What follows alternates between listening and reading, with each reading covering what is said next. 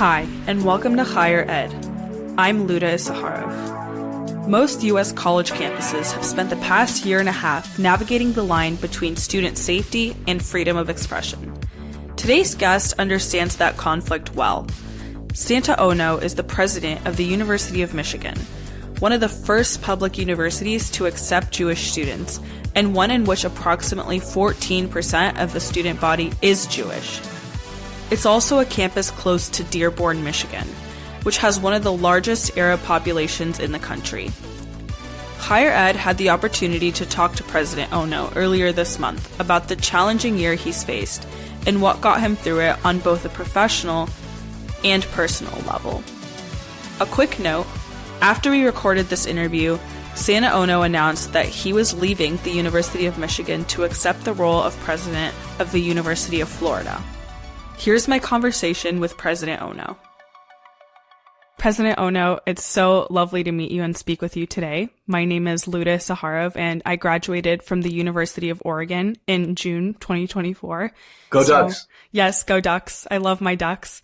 And we had a great year. So I'm a proud graduate of the University of Oregon, where I was very involved in the Jewish community. But prior to my involvement with the Jewish community, I was very involved with the university. I served as the student body president my junior year, and then my senior year, I worked in President Schulz's office as an assistant to the Board of Trustees. So I'm really passionate about higher education and everything about it. And now I have the pleasure of working at ADL with students on the other side and taking all the lessons I learned on my time on campus after October 7th.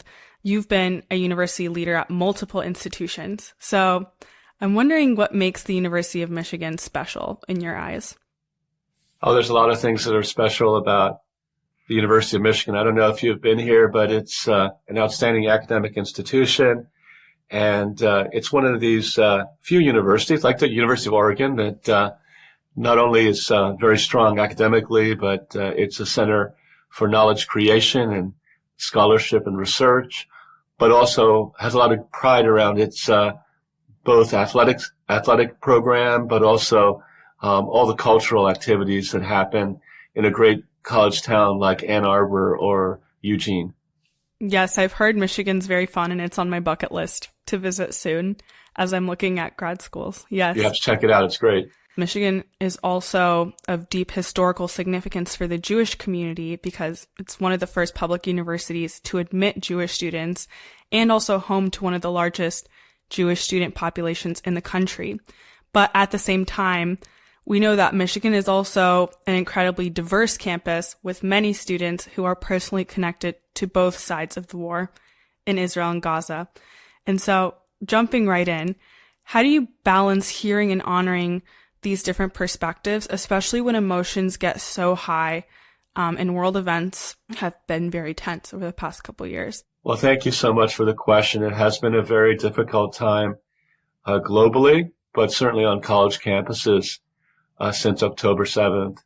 And that certainly has been the case at the University of Michigan, just as it has been at Northwestern and Columbia and UCLA and many, many other institutions. It's difficult for every member of the community.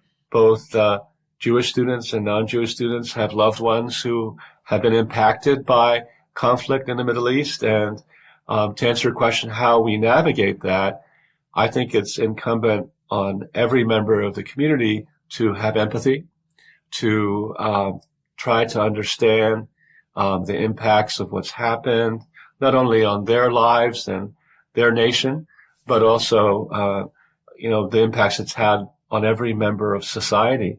And that also holds true for me as the president of University of Michigan. It's incredibly important for me because we have a very large Jewish student population, but we also have, we're situated near Dearborn, Michigan, which has one of the largest Palestinian populations, Arab and Muslim populations in the United States, to understand that it impacts them as well. And for a leader like me, it's incredibly important to think about their perspectives, to show empathy for all sides of an issue. And that's challenging when you're at a very diverse and multicultural institution like the University of Michigan, to try to listen to all sides, to try to understand very complicated historical contexts, and but nevertheless, it's something that you would expect of a leader in this kind of situation.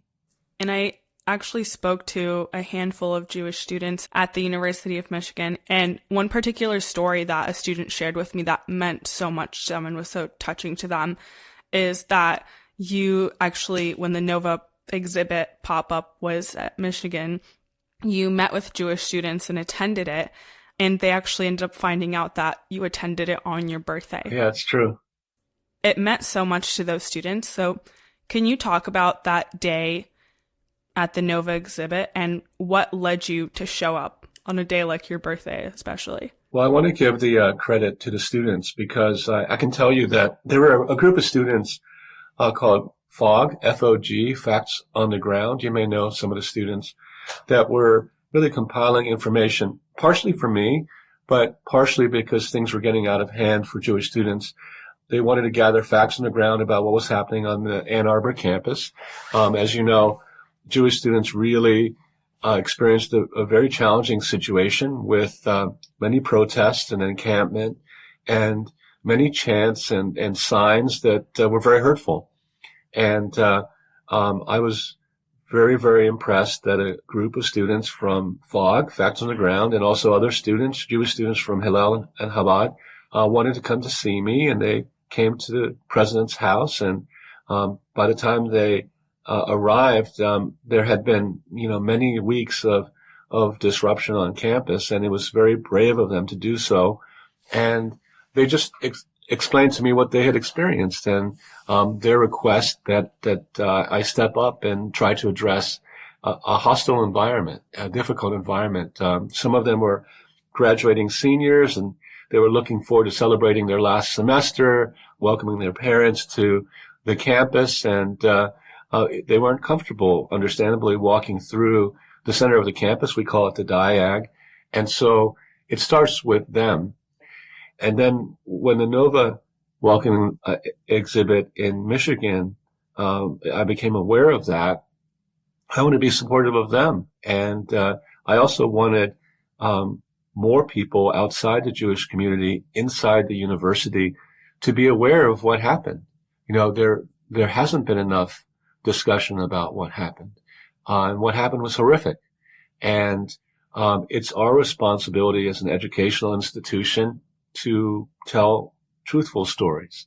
And others can learn about the horrors of what happened with that invasion, an attack. They need to see it. They need to understand it. Just like people need to understand how the Holocaust came to be. And through understanding those kinds of horrors, then you develop empathy, and hopefully you demonstrate to those who have been impacted how hurtful it was, and you're there to support them. It was important for me to do so. And I brought my whole administrative team and a number of deans, and I think over 150 people got on buses, and we all went to the exhibit, and it touched every single person. And for me, people have said it was my birthday, but it was a great gift for me to be there with my community, to be there with the Jewish students and faculty and staff, to understand why it was important to address anti-Semitism on our campuses. I think that really goes such a long way to build trust with students, to know that their leadership really cares and wants to learn more. So ADL on March 1st, when you were at Never Is Now, put out our annual campus anti-Semitism report card. And similarly to how students have reflected on how they have felt seen, I think the report card really captured a lot of the improvement and growth that we've seen at Michigan and the policies and also on the campus climate. Michigan's grade went notably in 2024 from an F to 2025 having a C. So I want to know if you're encouraged by this progress, and what kind of effort and work went into making these improvements, and what kind of partnerships with organizations like ADL helped make this happen in just a year's time? Well, thanks for the question. I'll say that, we are grateful for the acknowledgement of the progress that we have made. I was told by ADL that we were one of very few institutions to improve 2 grades like that. But that having said, at the University of Michigan, we like to get better grades than C's. And, I think we have quite a hill to climb, because of what I described. I don't think we had the most challenging environment. There were much more challenging situations at UCLA and Columbia, as you know. But nevertheless, it was one of the more challenging situations in the country, and we understand that we have work to do still. And I know why we went to a C and not to a B or not to an A. We are a very large institution, and although the number of anti-Semitic incidents, dropped significantly, we still had a significant number. And ADL has been very supportive and encouraging, and they've told us where we can improve, and we intend to improve. Every single aspect of what we have done that can be improved. Part of it has to do with training, and we will be offering anti-Semitism training for all of our students as they matriculate at the institution. That'll be an important step. One of the things that I think has not gone that well across the country has been that many universities have anti-Semitism task forces, and the relationship is dysfunctional. The president, unfortunately, views them not as a resource, but as a group of people that are critical. The way I view my anti-Semitism task force is they're constructively critical, and we're on the same page. We want to make the community and the culture and the environment more supportive for all of our students, including Jewish students. And so, we really have an incredible relationship, and everything and anything that we've accomplished is because of that partnership with our anti-Semitism task force. And I think that the environment on campus has dramatically improved, and none of it would have happened without that partnership. So I know that you come from an academic background before you were in this position of leadership and engaged in instruction and also rigorous research. And what we're hearing from students in the classroom is that some students fear speaking up in class due to the political leanings of professors or the personal stances of professors. And so how do you personally address concerns about faculty bias impacting academic freedom and open discourse? That's an incredibly important question. And, I don't want to be just, critical of the fact that this exists, because it's human nature. All of us are biased, and even the best of us can lapse into a position where we don't catch the fact that we're not empathetic and not open to other ideas. And I truly believe that many, if not most people, if confronted with their bias, it's something that can be addressed, and I've seen it happen. Nevertheless, I have seen at the University of Michigan and other institutions, I've listened to the testimony of presidents of other universities, and so I know what's happened across the country, and it's simply unacceptable for institutions not to address this sort of bias. The fact that students are not comfortable speaking about their views. That's the cornerstone of an academic institution. Institutions should be places where, if it can occur in a university, where will it occur? Institutions of higher education ought to be places where everyone feels safe to engage in civil discourse. And it's just not appropriate. It's discriminatory.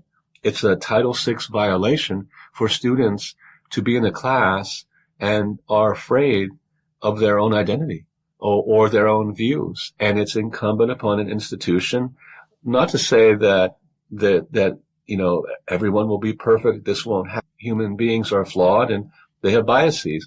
but there needs to be mechanisms for students to report this kind of behavior, and the institution needs to be committed to confronting an individual who is creating a toxic environment and making a student feel unsafe about their identity or unsafe voicing their own views. That's important for the kind of climate that every student, every member of the institution deserves. And universities need to address those situations rapidly. That's why we have Title IX offices. That's why, as part of our settlement with the Office of Civil Rights, that we agreed that we would invest so that we could quickly provide support for individuals experiencing those sorts of situations. And it's also important for the leadership of the institution and deans and faculty and department chairmen to be humble enough to admit that there's work to be done and to commit to doing so. It may be that in particular units or parts of the institution, there isn't a diversity of thought, and there's sort of a homogeneous viewpoint on any issue. And it's to the university's advantage. It's to the intellectual community's advantage. It's, a good way to reflect the diversity of thought in society to work towards that kind of utopia, if you will, where you have at the institution a multiplicity of views and that you create an environment where people feel safe articulating different views in a civil way. And I'd say that that's why we have invested in launching an Institute for Civil Discourse, whose primary focus will be to provide a sandbox at the university for faculty and staff and students from all of the schools of University of Michigan, all of the campuses to come together and to, as a institute within the institution, think about how to model civil discourse, how to integrate civil discourse into the curriculum across our institution, how to educate our teachers and superintendents in our School of Education to go forth into the world and to model civil discourse in the K through 12 sector. It's really fundamentally important for the health of our community, of our nation. Yes, absolutely. So many students I talk to that feel this way actually end up never speaking to anyone, never reporting it, and just staying silent in their classes or saying what they think their professors would want to hear. What advice would you give to those students? Well, what we tried to do to address the situation was to, through the provost and through the deans and chairs of departments, to make sure that students knew that if they ever experienced that they would report it. We have confidential hotlines at the University of Michigan where a student can report that kind of situation. We have had situations where our Title IX office has investigated a specific micro environment within a classroom where we have actually had a chairman or a dean talk to that instructor and say, is this true? Is your classroom the kind of environment where an individual of a particular identity doesn't feel comfortable speaking out? Do you believe that the class is respectful and embracing of all views? And if the evidence indicates that it is not, then the institution and we have taken corrective action, and that's what has to happen. I think that a lot of students and parents and community members, and especially we're seeing now in the Jewish community, have a really hard time of understanding the role of a university president and some of the challenges and daily dilemmas you face. And so I really want to understand some of your hardest moments and some of your values in leadership. Leading any major university, such as the University of Oregon or the University of Michigan, you inevitably face a lot of criticism from all sides. So have you ever felt alone in your decisions? And if you have, how do you push forward and how do you sit with that? Well, certainly it has been a difficult time over the past couple of years. Actually, I'm crazy enough that I've been a president of 3 universities for 15 years. Wow. And each year that I'm a president, I think it gets harder. I've led University of British Columbia through the COVID pandemic. That was very, very difficult. And also led the University of Cincinnati during Black Lives Matter and the tension in the cities during that time. So, and also led institutions during economic downturns, where the financial strength of the institution is in question. But I would say that the past year and a half or so has been the most difficult for me, even compared to each of those experiences. There have been encampments in other times in the history of American higher education, but not of that magnitude. And they did not reach the level of violence that we saw on college campuses. It was downright scary what happened at UCLA. For 3 hours, different groups of students and outsiders were hitting each other with 2x4s, and it's a miracle nobody died. And so it's incredibly difficult to lead an institution during these sorts of times. But it's also true, as a university president, you signed up for it. And it is our responsibility to try to address it. And certainly there are a lot of administrators, lots of leaders on all of our campuses, but the president of the university, the buck stops with you. And if it's too difficult, then you can always step down. But as long as you remain in the position, even if it makes you unpopular, even if you yourself experience unpleasant situations, it's still your job. And if you think about dark times in humanity, if you think about what led up to the Holocaust, it's because leaders looked the other way. And you know the saying, if not me, who? If not now, when? Yes. That's not exactly, but you know what I mean is that it's incumbent upon every member of the community, whether it's an educational institution or a town or a nation or the world, to not look the other way when something wrong is happening in our communities. And it's simply wrong for a group of students or faculty and staff within your institution not feeling safe, not being able to go to class, getting physically assaulted on the campuses. And so, yes, sometimes it's challenging, but like I said, it's what we sign up to do. Something I really admire about you is how open you've been about your personal journey with mental health and some of the challenges you've faced. And I can't imagine how hard it was on you personally, again, being a leader during this time. So how did you take care of your well-being and just in general during this time, but just in general leading such a large institution? Well, thank you for that question.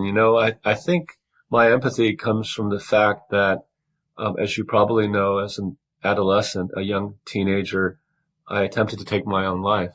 And the reason why I did that were because of feelings of inadequacy, feelings of not belonging, because I was a minority and there weren't many people who looked like me in my schools. And I was also in a family of very child prodigies. My two brothers were prodigies, and I was just an above average kid, and in a very competitive academic household. And so my empathy stems from the fact that I know what it feels like to feel alone.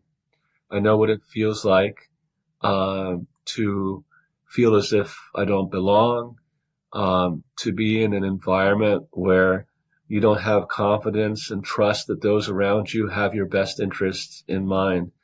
And so when students came to see me and expressed those same kinds of feelings and emotions, my heart goes out to them.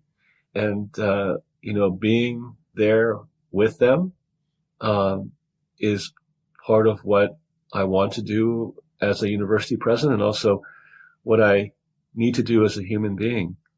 To answer your question, it has been very difficult on dark days as we've worked through this.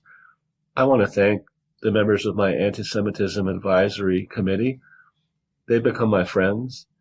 They reach out to me when they know things are tough, and they support me. And so I don't feel alone. And there are a few presidents of other universities, and we talk to each other and we support each other. But I would say, more than anything else, what has really been a support to me beyond my wife and kids, I like to play the cello. And so for me, it's very therapeutic to go into my office and close the door, no matter what's happened that day, and to play a Bach suite. And that has been my salvation. Thank you for sharing your feelings and your story so openly. I had the opportunity to connect a little bit with Lucas Korn, who is participating in the recent student government elections. So could you reflect a little bit on student leadership and what has changed in the past year and what you're feeling on campus right now? Well, you obviously know a lot about the University of Michigan, and you probably know that one of the early events after October 7th were two votes by the central student government. One which was quite benign, and the other one which was a BDS kind of a vote. And it was very traumatic to the Jewish students because they felt that it was attacking them, and some of the signs and Instagram posts did not make them feel welcome at their own university. And so ultimately there was an election, and a group of students were elected on a party platform called the Shut It Down movement, which ran on the platform that they would not distribute the student fee that was collected by the university to support student activities until the university divested from any companies involved in Israel or having activities in Israel. And we as an institution, like most universities, have rejected that divestment call. And as you know, that's a friction point at most institutions. It was a very difficult several months because true to their platform, they refused to distribute the fees. And so whether you were the rugby club or any student organization that relies upon that funding, they didn't receive it. And certainly the university worked out other mechanisms to support the student activities, but it was a very, very difficult time. And in terms of student leadership, a remarkable thing occurred in that the other students found this situation to be unacceptable, even those sympathetic with the platform that had won, the pro-BDS platform. And ultimately, the representatives of that party, one at a time, dropped off because there's a participation requirement to remain involved in the government. And ultimately, things came to a head, and there was an impeachment vote. And in the last several weeks of this academic year, the current student body president, who was very, very brave and has been chronicled in the New York Times and other periodicals, really led through a very difficult time this transition to a government that was not the Shut It Down movement or Shut It Down party. So that's a clear demonstration of bravery in a very difficult situation, standing up to a student government that was elected, and through debate and through civil discourse, achieving a change in government through election. I have to tell you that I've had a chance to speak with the president-elect, and Lucas Korn is the vice president-elect, and I've had a chance to meet with many of the leaders of the incoming student government, and I'm very optimistic. They're incredibly empathetic individuals who really want to rebuild the partnership between the administration and the student government, and I'm really looking forward to interacting with them. I'll tell you, if there's any hero in this story, it's the student leaders. Because remember, it was the student leaders who came to me asking for me to lead. As you know, there were a series of congressional hearings, and I was nervous, and it's pretty intimidating to go in front of a congressional hearing, and I had to go. And the parents who were on the Anti-Semitism task force, they came to my house and they said, it's going to be hard, but we believe in you and we support you and you can do this. And I wouldn't have been able to do it were it not for their support.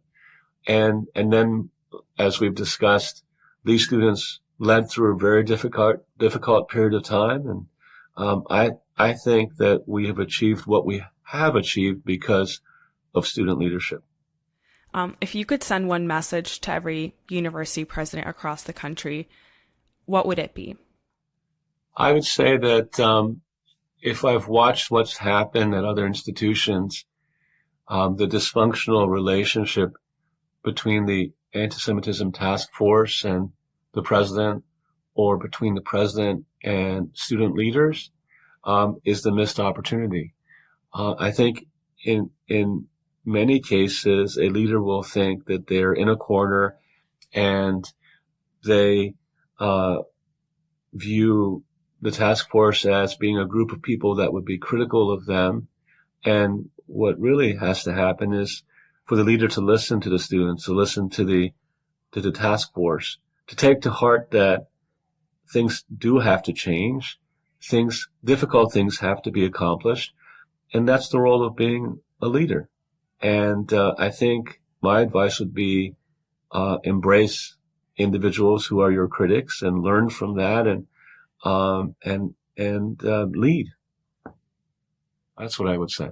I want to end by asking you, what gives you hope about the future of higher education? I'd say that's a really easy question to answer.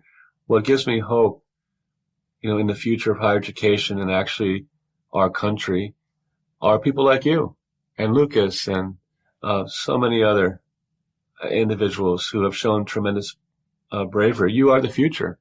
You're the future college and university presidents. You're the future governors and senators and congressmen and CEOs of companies and investment firms, and you'll be lawyers and doctors. And the resilience and bravery that you have all shown is an inspiration to me.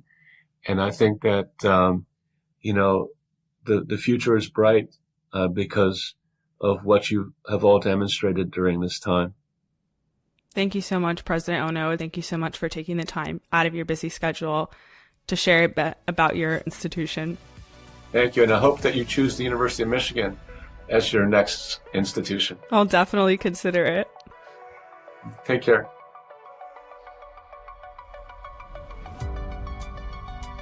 That's it for this episode of Higher Ed. Thanks so much for listening. We'll see you again in 2 weeks. To learn more about how to fight anti-Semitism on your campus, go to notoleranceforantisemitism.adl.org. If you or someone you know would like to report a campus anti-Semitism incident, text "call help" to 51555 or go to adl.org/call for free legal help. Subscribe to Higher Ed for conversations and stories about Jewish campus life. Please rate and review us wherever you listen. And if you have a story to share, please email us at highered@adl.org. That's CHAIERED @adl.org. We can't wait to hear your story.